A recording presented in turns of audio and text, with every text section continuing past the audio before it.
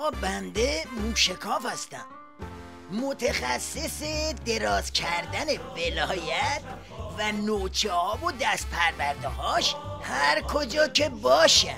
آقا جمعه جمعمون جمعه، میخوایم حال بگیریم، حال گرفتنی، بیا و تماشا کن.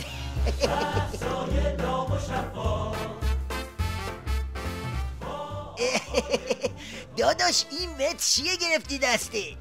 ماشینتو بیار واشنگتن دی سی، با کیلومتر شمارش صف تظاهرات اندازه بگیر.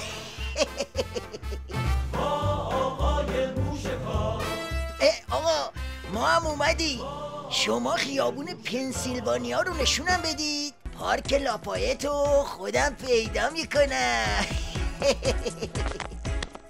بله بله بله، میریم واسه سرو یه توپوزی اساسی واسه سیدعلی و باقی نوچه‌هاش.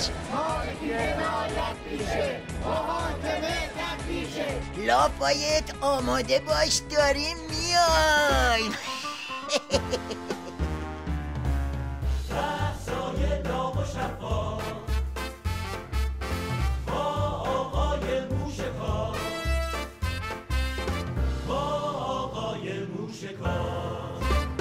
خب دوستان، فردا قرار ما تو پارک لافایت سر جای خودش هست.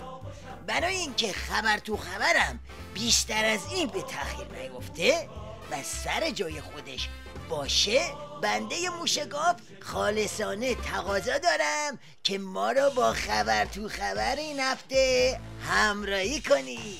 آقای مجری خوب اومدم؟